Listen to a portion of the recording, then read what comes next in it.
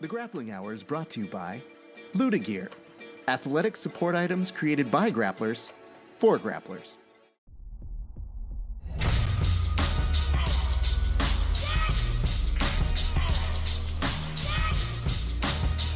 Yeah. Check it out.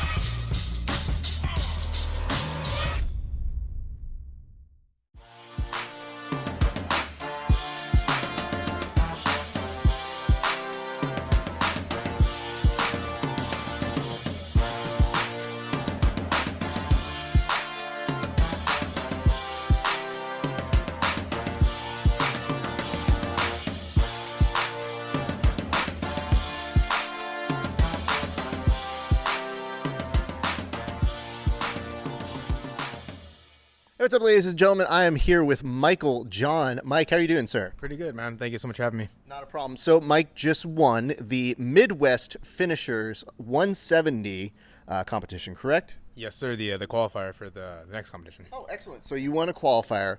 How did this opportunity come up, man? I saw that they put it on Instagram, the opportunity for the qualifier. I applied once, didn't get the call back. Applied again, and they gave me the call back about 3 weeks out. So, yeah. What did you feel like when you got that call? Were you both like excited and then like, oh, I got to start training harder? Where were you at? To be honest, I always train pretty much hard every day for the most part, but I went out there a month prior and I didn't have the result that I wanted, so I was super excited to go out there again and kind of redeem myself, so to speak. It was just very important to me. I knew that I would regret it if I didn't do it. Well, it was cool because, here's what I will complain about. There was no stream on this one, correct? I agree. I thought there would be a stream. It just didn't happen, but yeah, It's fine. I just want to let you guys know. Whenever I look for stuff to promote and put things out there for you guys, I was trying to find it, and I saw there was no stream. So I wanted to be like, go, Mike, good luck. All right, bye. Thank you. Yeah, I got the DM. Thank you. Yeah, appreciate it. Not a problem. But let's talk about this. So this was at 170, right? Yes, sir. What are you weighing in at right now? I weighed in at 160 yesterday. I actually weighed in the same day, fully clothed at, I think, 160 pounds. So pretty light. Did that ever register that it wasn't quite at a weight class that you were going to like bulk up to? Because like in jiu-jitsu, they say it's dumb to kind of go down. It's not like an MMA fight. Right. But you did the opposite. You were like, I'll go up. Why not? I feel that trials is at 169, and the weight class below that is 145. I have struggled to make 145 for MMA fights day before weigh-in, so I feel like that's just not an option for me. So I figured you're going to do 170 trials, just get used to doing the 170 competition now, and trials will be easier later. Sure. Because I feel like I'm at that level where I'm the same guys I see in the tournaments now, I'm going to see them again at trials for the most part. So just get used to it now and just sharpen it up. That's fair. Okay.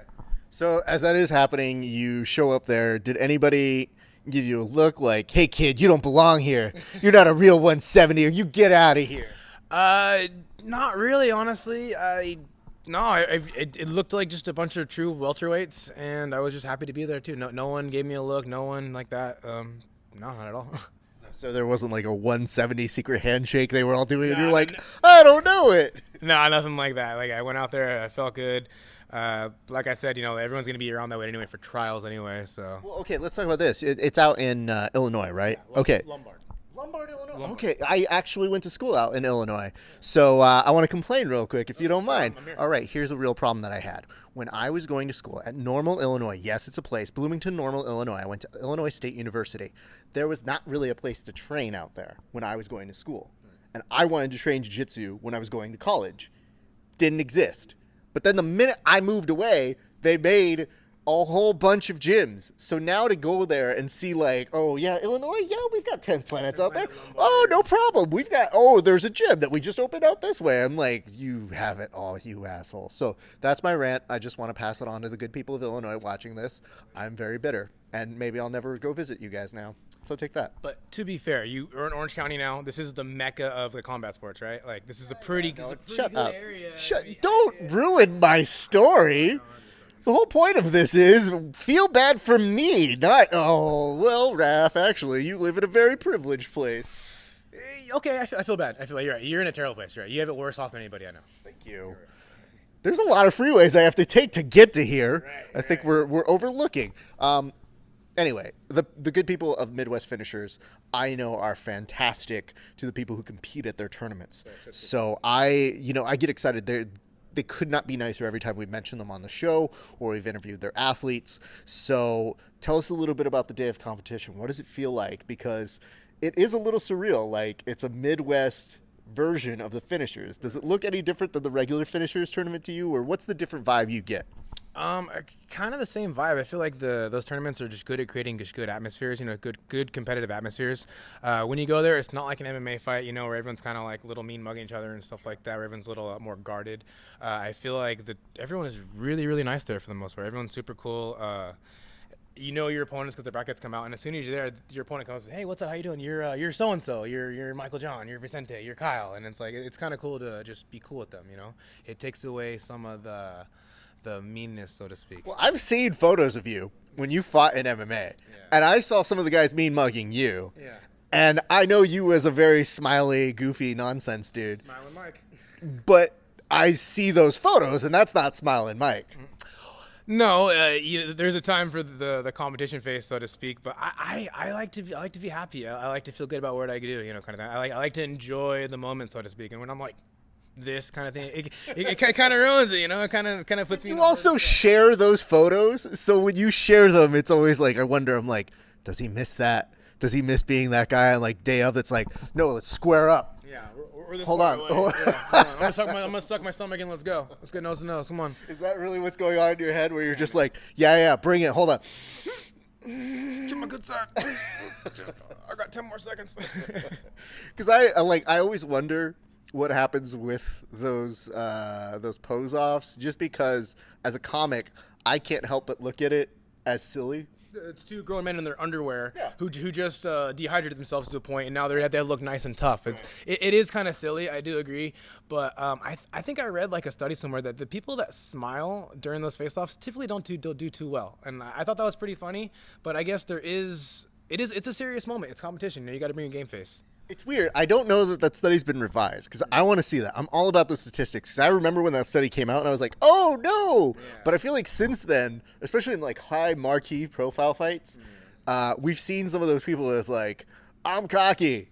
And then they win, and I think it's a little bit of there. So I would love to see an update on it. If you guys are watching and you're a math nerd, do the work for us because I'm not going to do it. I think if we put it on Reddit, it'd be done in like the day. Yeah, kind of. Those nerds are always there. I will say there are some guys who do great statistics on breakdowns of who wins by certain moves in, like, say, ADCC. I've seen those breakdowns. I love those things. But I want to talk about day of. You're there. You're competing. Everybody's in a good mood. Yeah. So is there ever a point, though, where you can be in too good of a mood when you're competing? Because I wonder that. It's a fine line to try and find that balance, right? Yeah, I know. Sometimes I feel like I'm too relaxed to the point where the nerves go away, and I feel like the nerves are important. It's good to control those nerves. Like this is an important moment to you. You're gonna feel a little excited or nervous, so to speak, and I think it's good to be able to control that and not turn it off. Kind of keep it going, because you feel a little more hyper aware, a little faster, a little stronger, and that's good. Those are superpowers we got to control in those moments, in my opinion. I do get excited though when I do know that they're putting on those kind of tournaments, and I take a look and I see the competitors, and it's great because I like when I see guys who I both recognize and guys who I'm like, I'm not familiar with this guy. So then you get a little bit of familiarity with it. So there's not really any tape study that you're able to do, or, you're just kind of going into it fresh, right? Not at that level for sure. Yeah, at the higher levels, yeah, you can look at like on it, you look at finishers, you can see some of the same names across and, study a little bit. But, at that level, no, you kind of just got to show up and just bring your best jiu-jitsu and just bring your A game. And that's the whole thing is you're learning as the tournament's going on. Like that's where you're basically being like, oh, okay, well, this guy does this now. All right, good to know. This guy is a wrestler. This guy is a guard puller. This guy's a leg locker. Yeah, so you're kind of studying on you got to be a strategist too. So let's talk about the day. What was your first match like? Because I didn't see it.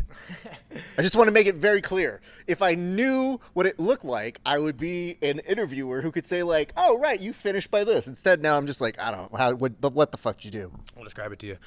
First match against Vicente Velasco. He's a brown belt out there. Felt pretty good.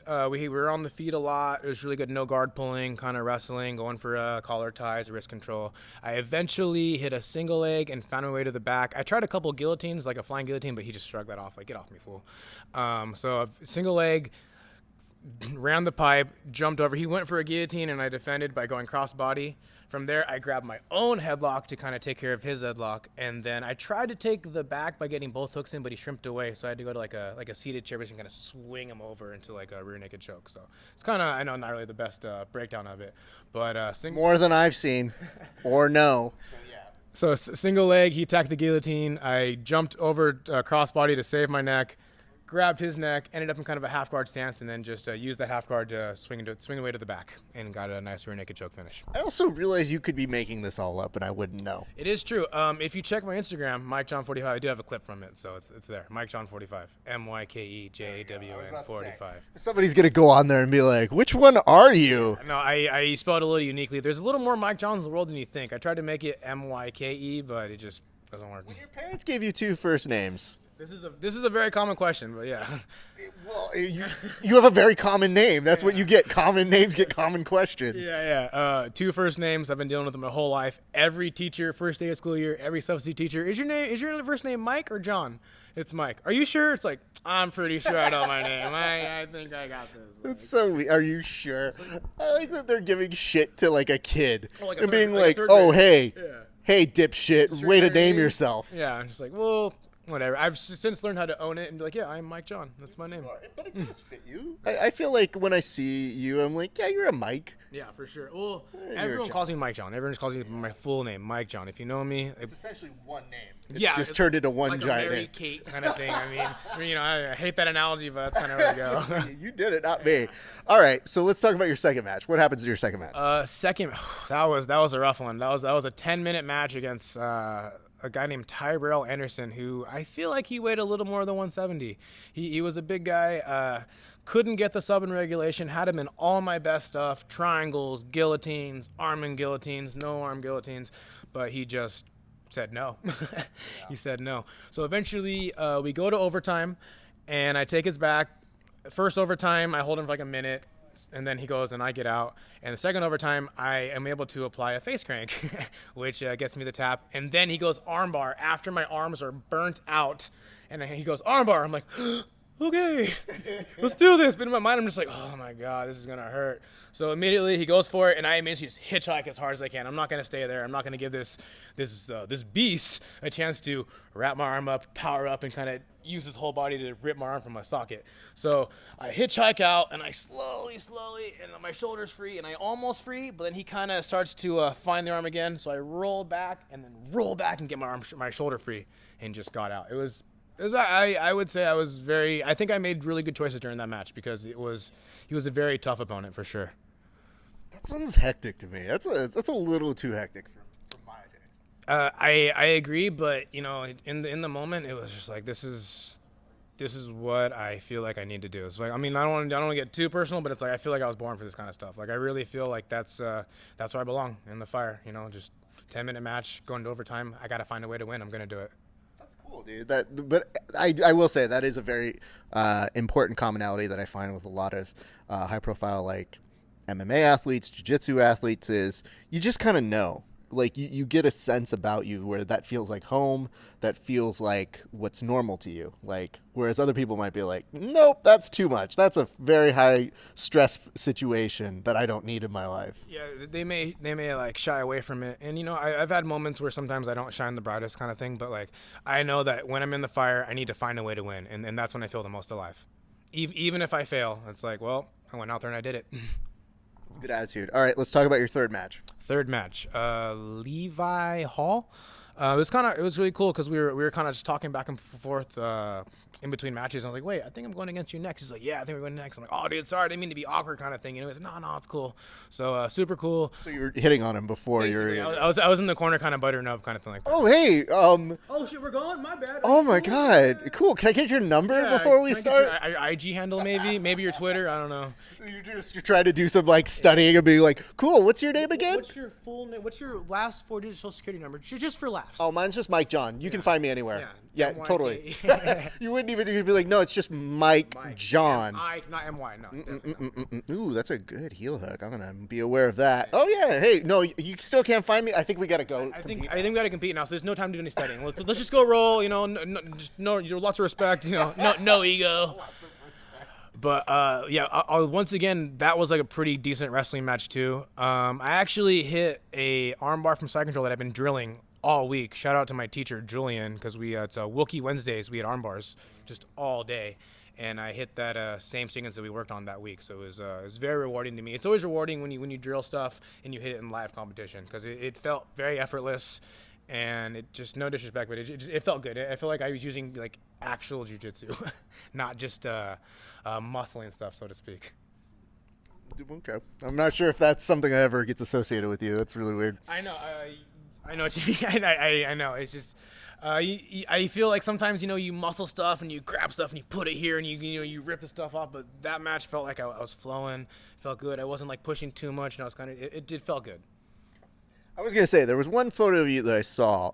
Somebody took photos over there. They were very good. I think her name is Giselle. Giselle. Okay, Giselle, yeah. Giselle, you took amazing photos, and I'm so glad that people really enjoyed them.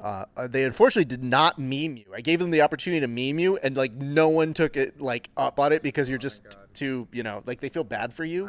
I'll take it. I'll take it. Thank you, Jiu-Jitsu gods. Thank you. I didn't want to. I almost sent you a message going, "Yo, any good memes?" I didn't want to like start it up again. No, I was kind of curious, but I didn't want to. But I want to say there was one of you where I saw, and this is how good she is with this, and I don't know how much Photoshop she used, but I looked at your arm on one of them, and I was like, oh my God.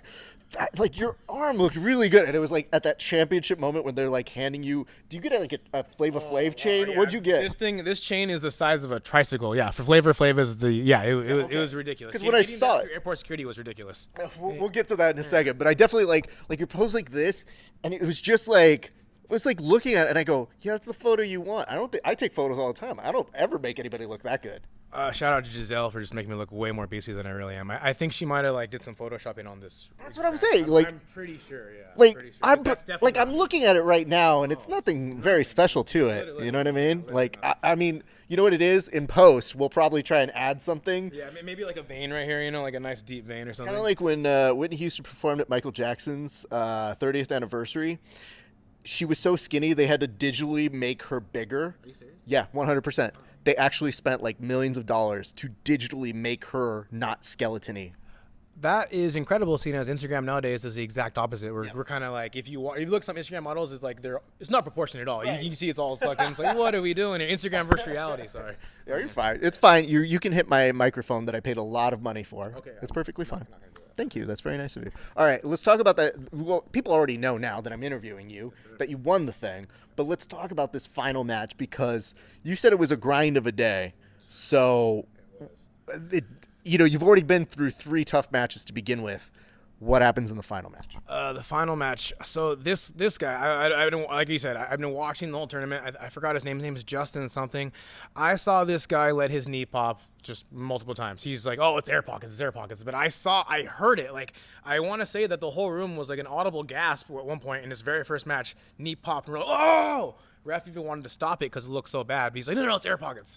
So in my mind, I see that, and he does this probably all 3 matches. His knee pops a couple times, and he's like, no, it's fine.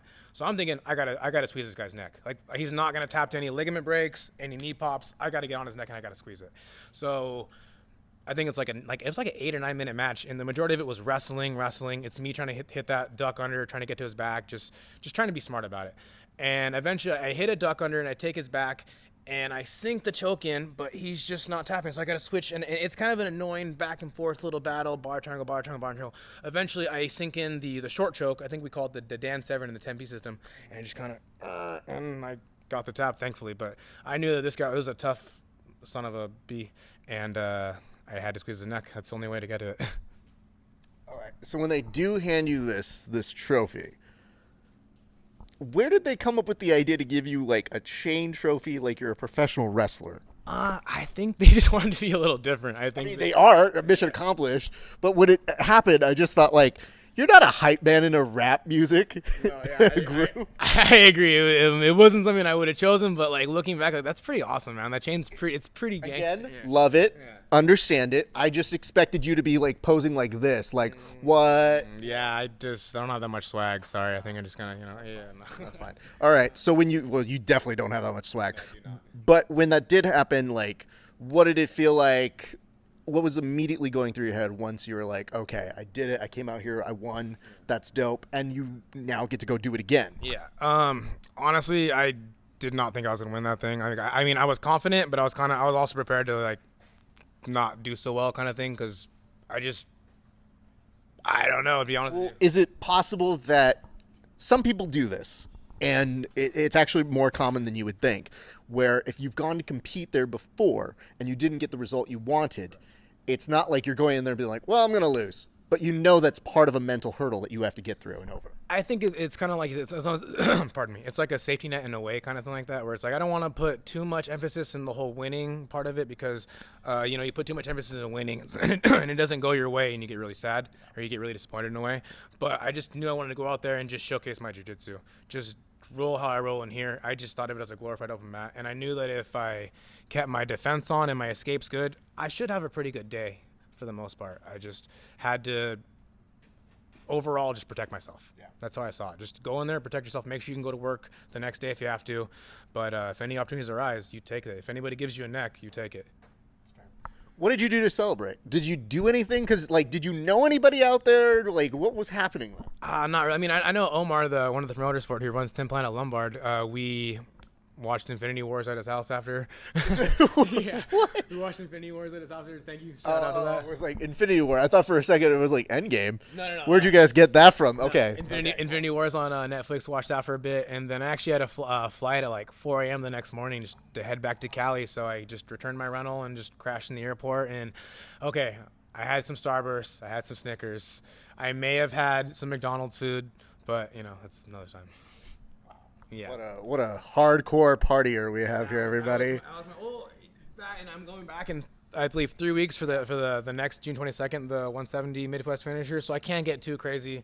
I still got a goal in mind, and I still want to do well. I want to go out there with some of the best in the world and the best up and comers and take it to them. You're the guy that like is about to pop the champagne, but then when it explodes, you're like, no, we do. Hold on, everybody needs to get this. We don't have that much champagne for everybody, guys. No, just a little bit, like 2 ounces each. Come on, just a little buzz. We're good. A little buzz. Got to conserve. Got to conserve. Everybody gets champagne, but not much of it because this is the only one we could afford. It's the only one we're getting. So, well, that's an amazing experience. So it's really cool that did happen. Obviously, you go back in 3 weeks. Do you know who is competing in that as well, or is that being announced? Like, how's that working? Will we get to see that one?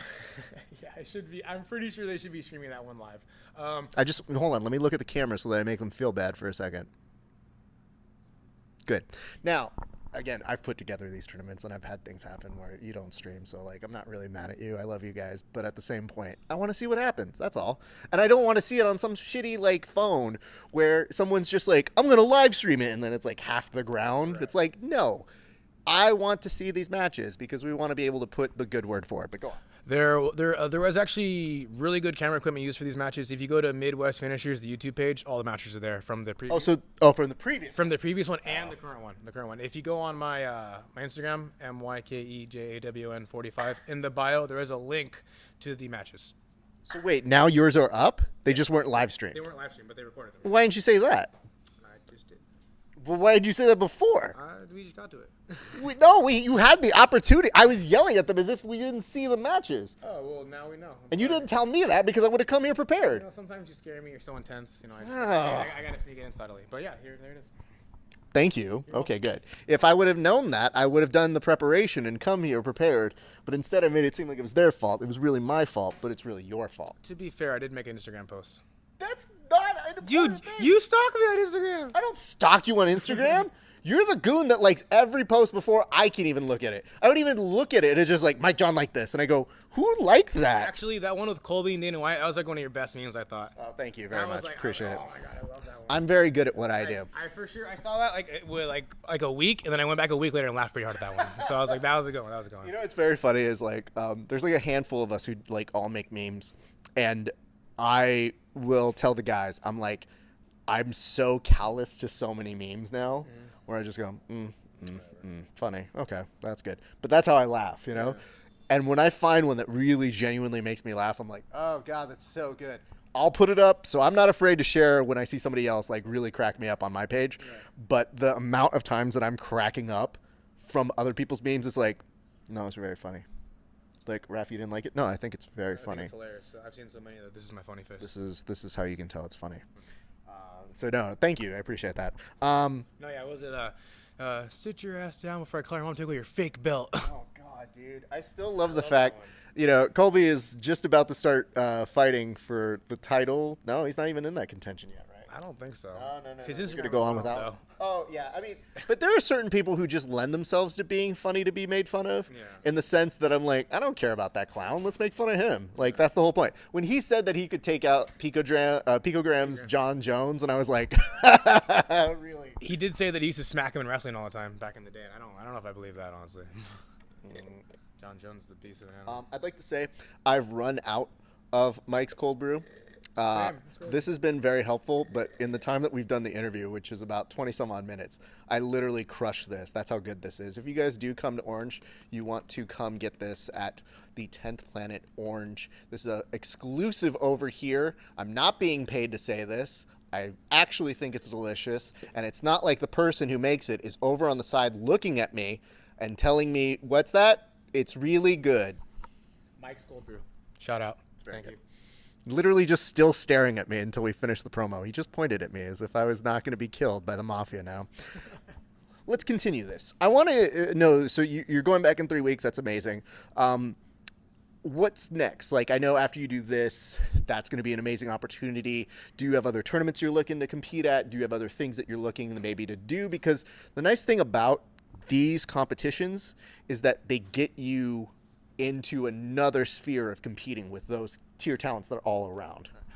Nothing at the moment. I would be interested in doing the finishers on the East Coast, or maybe on it, or as in the Gamblers. Was it the Gamblers? The Sepatero or Gamblers. It depends on whatever I guess Josh feels like calling it that week. Pretty sure. Yeah. But I mean, I would be interested in doing tournaments, other tournaments like that. I mean, I don't have anything set up yet, but I'm focused on Midwest finishers right now. And after I compete in that, I'm looking for other competitions like a Subspectrum, the On It Invitational, September Invitational, Gamblers, finishers, just whatever comes up. I would love to throw my hat in there and see how I do against some of the best up and comers. Absolutely. I mean, you also bring a very nice and intense game that I think is really good for like spectator jiu-jitsu. Like for those of us who watch, you want to see somebody like you compete because you usually like you have a good gas tank and you'll bring it. So that's really fun to watch. So I would highly recommend you guys bring him on out here. And I mean, if you're going out that way, are you doing like privates and seminars? I know you do privates over here. In Orange and all around this area, right? Yeah, I'm open to private and seminars. I'm always open to teach new people and show them jiu-jitsu how I see it, kind of thing. So that'd be cool. That's dope. I would love to see folks do that sort of thing. I know our good friend Keith Krikorian is now starting to do. Don't call him that. He's like a child. Childs can't be savage. You know what children can be? Prodigies. Fruit gusher eating, headlock squeezing, heel ripping. You know the reason why Keith can never be like a superhero is that you would literally be like, Keith, you could save the city, or you could have these gushers, and he'd be like, oh man, I want those gushers. Gushers look pretty good, you know. The city seems pretty good on its city own. blows up in the background. He's like Hancock is the worst. He's just like, oh no, I let the whole city burn. These gushers were good. Got the gushers though. A whole box? No way. And it's weird because I actually went out. One of the times we all trained together, I went out to go try and buy some for him. And I was like, you know, hey, I told Keith, I was like, I'm not getting you gushers at all, like at all. And Keith was like, oh, please. And I was like, no, I'm going to go see if I can find some. I went out to like 3 stores. All of them were deficient of gushers. Like sold out or just didn't have them? they were sold out. And I don't know what happened. I was like, did Keith hit this up I before? bet Keith all the hot spots. I was like, is Keith some sort of weird Gushers kingpin that's just like, all right, see, you guys bring me all the Gushers, or else I'm just going to choke out everybody here. I could see that. I know that Wes and Art, a couple of coaches here, they filled his whole car with Gushers on his birthday. So, he was just like, Him a diabetic so soon. Like it's. I think he's getting older. I think the sugar spike's coming to an end. He's going to be 20. 21. When did you stop eating sugar? When did you stop eating terrible stuff? I don't remember. I think there are eras in my life where I said I got to cut back on that. But the thing is, I don't remember ever being so addicted to that kind of sugar. That was my first addiction. My first addiction that I remembered, I don't know if you remember, but it was like Sour Pouch. Sour Patch Kids? Yeah, but like the straws. They used to have these straws that you would do. I would eat those till I sweat. Yeah, but they would give you that after baseball. And when they would give it to me, I'd be sitting there and be like, and then like my friends and I would all have these sugar highs. And if you really want to talk about where my grappling comes from, this is why I understand, Keith. My friends and I would fight over those things. Ooh. So like we would literally have that as a prize. Right. And then my friend was like, yo, Raph, you're like way better when you put that there. So like I understand where Keith's coming from, but I was 11. And then it stopped. And then a decade later, Keith's doing the exact same thing. A decade later, Keith's just like, that's my thing. Yeah, I love Gushers. But I understand it. It's just time, things become. You grew up. Yes, you do grow up. It's a very sad Disney movie by the end of it. Oh, it is, but it's the truth, right? But there are things. I'm sorry, we prioritize other things that are more important than sugar. Now we're growing up. I mean, I just don't want to die. Is really what it comes. I want to be a diabetic, and I want my blood to flow through my veins very quickly. Well said. So let me ask this. Okay, so you've got those opportunities. You've got those things that are coming up. You obviously are doing all these privates and seminars out of here in Orange County. I want to ask this though, which is important. Which is today we got to train, and I don't think people know this though. But like, I don't want to say it too loud here at the 10th Planet, but like, I got him to train in the gi. Now I have to ask you, did you like training in the gi? I did enjoy training in the gi. I want to keep it a little quiet though, because this is the Tempe world. But I do love jiu-jitsu, and the gi is jiu-jitsu. And I actually came up in the gi. I have about 3 or 4 years in the gi. I got a purple in the gi. Shout out to Oakdale MMA. So I love jiu-jitsu. The gi. I have more fun scrambling in no gi, because I feel like it's more my game. Yeah. But the gi's fun too. It slows you down. The grips are cool. Lapel chokes are awesome. It's cool to see what else you can do with this. Let me ask you this: how long did it take you to actually train in the gi at some point? Like, how long were we trying to put this together?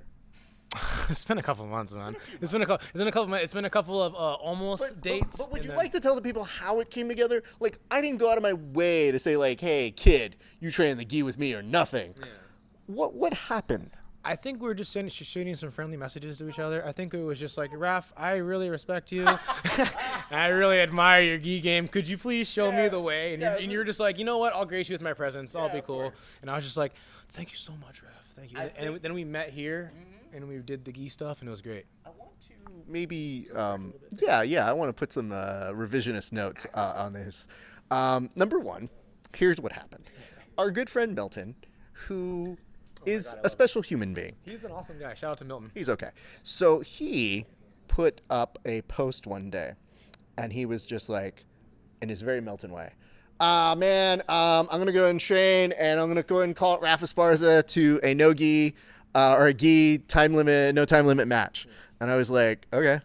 And he's like, yeah, Raph, he's going to be too afraid. And I was like, I'll do it. Yeah. And he was like, Raph's too afraid. I was like, I literally just said, like, I'll do it. Like, Raph doesn't want none. I'll do it. Yeah, he's too scared. He don't want none. I just said. So he puts out a note that goes, Raph, I want in. And I was like, this wasn't concerning you at all. I think I said I wanted the same day. Right. Yeah, I think I said I want you to go with Milton, and then I want me and you to go right after. Right. And I said to you. No. Right. And why did I say no? I don't know. Why did you say no? Because I know how long it takes for me to have a match with somebody, especially a no time limit role. And I know how long those things can go. And I think today you experienced how long those things can probably go. We're going for quite a while today. Yeah. Where there's not really a stop and you're just kind of continuously going. Yeah. So you could see how I'm like, okay, cool. I'm going to dedicate maybe about 30 minutes to rolling with Milton. And then I'm going to go in there and do it all over with a fresh guy who's just sitting there. And I know how you compete and I know how you train. But I literally know you're just on the side being like, I just can't wait. I just can't wait. It's my turn. So it's a hungry dog. So I'm sitting there and thinking like, listen, dude, I'm happy to do it any other day, just not right after Milton. And then I see all these promos of him calling you out. I'm like, I want some too. I want some after. Let's go, Milton. Take him out. Let's go. But let's just make sure that for the record that people know that if you call me out, that I do show up. I 100%. We had a gee time. And it was fun. It was a great time. And the thing is that I just want people to know that's what comes with the deal because Milton sucks. And you want to know one more fact about that? Milton is yet to actually follow up on it. Wait, so you tell me I got a PC before Milton? Yeah. Wow, that's crazy. Yeah, he still hasn't shown up for the gi. Now, granted, he fought. Yeah. So I usually, here's the thing. I usually cut off the amount of trash talk that I'll do to somebody when they're about to fight. So I'll usually just be like, all right, Milton, you suck, and you're fighting. All right, I'm going to leave you alone. I'm going to go away now. Yeah. And then, you can come find me. Yeah.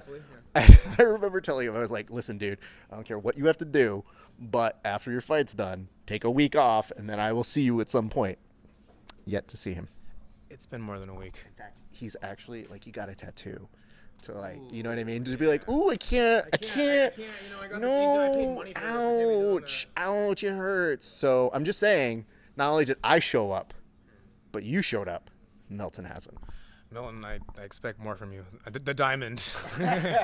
But next time, I think one of the times we get together, we'll probably, just as a nice culture shock, I'm going to be like, everybody bring their gis. Everybody bring their gis. You know who won't do it? Keith. You know what's weird? I saw Keith put up a photo of when he trained with Cole Franson. Okay? He tricked me. Yeah, I saw that. Well, he tricked me. I said, when are we training in the gi? No reply. And then I said, so you're not responding to me? No reply. A week later, he waited a week to be like, oh, hey, Raph, good to talk to you. And I was like, you're trying to make me forget. I will never forget Keith. I just feel like it's how good of a friend is Cole Franson that he would train gi with him, but not with me. In all fairness, Keith did say that he tricked him. Keith, let's do jiu-jitsu. Shows up. Also, it's gi. I don't know how much I buy tricking Keith Krikorian. I think it's kind of a... Anyway. Yeah, he's a pretty on it guy. Well, anyway, I don't think you could... Well, he did win the On Invitational, so I guess that makes sense. Okay. Well, let's do this. I want to close this interview by saying it was a pleasure getting to train with you today. I'm so happy for you, man. That was really cool to be able to at least see that you won, and then now to be able to talk and interview with you. And I'm so happy that you get to go and compete in a couple weeks over with those guys over there. I hope to get to see that stream. We love those guys. They do amazing tournaments. I know it's going to be hot fire, and I know that from here, hopefully we get to see more and more of you competing out over that way, not just here in Cali as well. I think you will. I want to be as active as possible. I feel like I've hit a good stride recently in my jiu-jitsu, and I just really want to go and showcase it. I don't know if I'm going to win everything, but I know I'm going to put on a good show. All right. Can we go ahead and give any final shout-outs to anybody who helped you? Mike's Cold Brew, man. Keep me caffeinated. Third session of the day, very caffeine dependent. Thank you so much, Mike's Cold Brew. Is there any better way of saying it's good than it being empty completely cup, gone? Cups, yeah, awesome. Yeah, I guess it's okay. We both crushed it. When you were talking, I was like, any more in here? Yeah, can I get more? Yeah. 10 Planet Fullerton. That's probably my main gym for the most part. I come here to Orange randomly. But 10 Planet Fullerton, Julian Waterbury's morning classes, Andy Belmore's night classes, everybody there got me ready. I could not have done without them, straight up. That helped me a lot. So thank you. That's good stuff. Thank you guys for tuning in here. I want to thank Mike John for taking time to interview with us. We hope that you guys enjoyed the interview. We will see you very soon, and be sure to catch him, I believe, June 22nd? June 22nd, yeah. June 22nd, Midwest Finishers for the big show at 170. We'll catch you guys a little bit later. Thanks for tuning in. It's been a great day for grappling. We'll see you on the mats.